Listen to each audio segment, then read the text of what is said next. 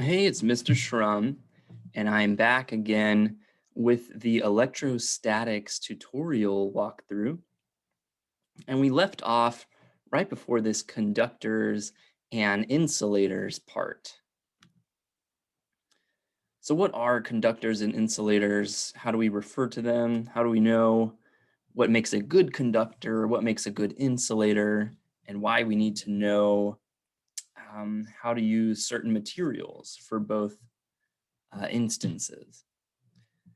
A conductor, if you remember our discussion on induced charges and polarization, a material that allows the easy passage of electrons through it and thus can be easily polarized is called a conductor. Conducting materials can be used to make objects that permit electric charge to flow across their surface.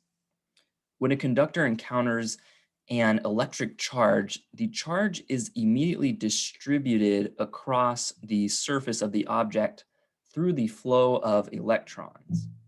The electrons are able to move freely from atom to atom until they are evenly distributed and the repulsive force between individual electrons is minimized. When in contact with another object, a conductor can transfer its charge to that object. The free movement of electrons within a conductor permits this transfer of charge. If a charged conductor touches an object that is made of a conducting material, the electron transfer occurs very easily. Most metals are good conductors of electric charge because at least one electron from a metal atom can be easily removed. Aqueous solutions of ionic compounds, ionic salts dissolved in water usually, also conduct charge.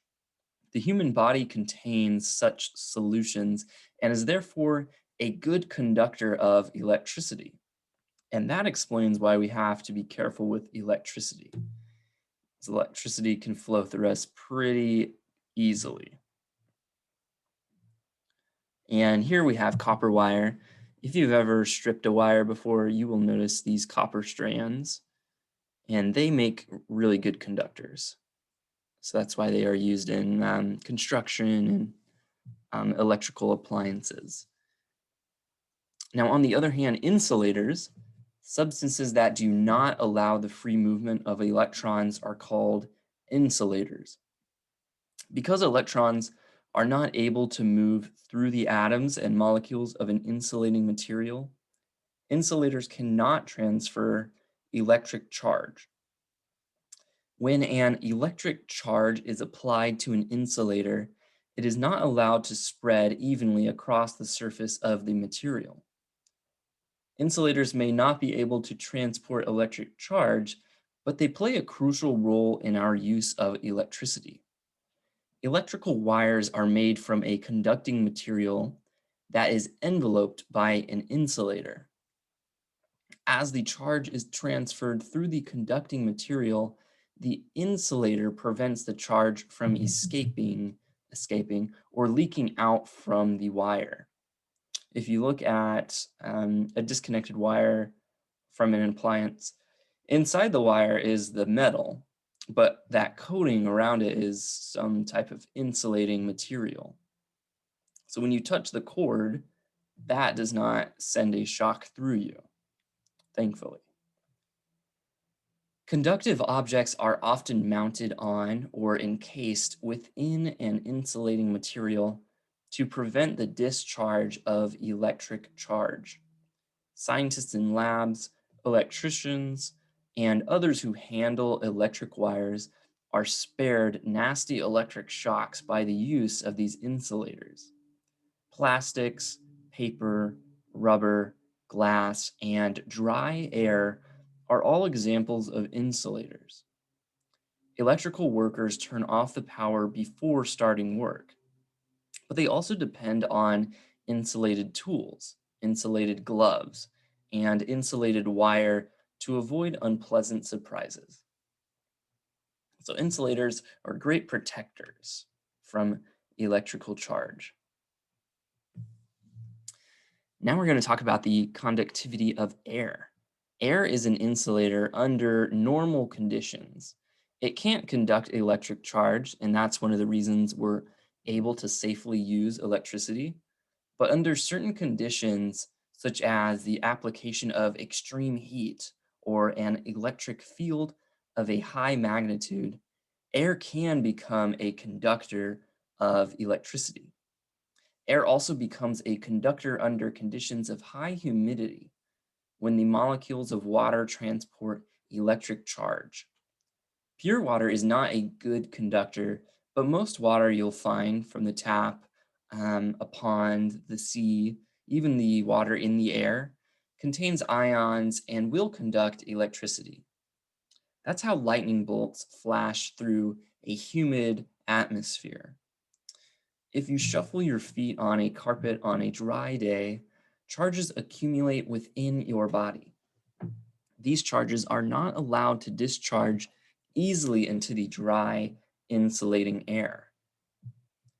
But if your body comes into contact with a conductor, such as a metal doorknob, the circuit is completed and your body discharges the excess charge. And you may feel a momentary electric shock, and then your body attains a state of electric neutrality. All right, so we're going to identify whether each object is a good conductor or an insulator. And we're going to drag each thing into the boxes. So gold, cotton. I'm going to go with insulator on that one. Your hands.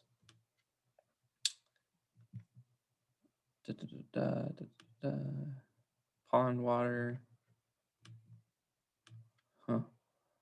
Insulator for rubber, and then insulator for, let's see. Woohoo! All right, so gold is a metal. That's why I put conductor. Cotton, not a metal, more papery, sort of like that softer type of material. That's why it's an insulator. Your hands, the human body is a pretty decent conductor. Pond water is not pure water. Pure water would not be a good conductor, but pond water does have those ions that can conduct electricity. Rubber is an insulator and plastic is an insulator. All right, so now it's a summary.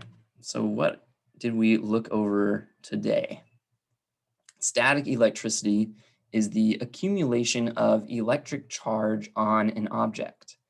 Like charges repel each other, while unlike charges attract each other.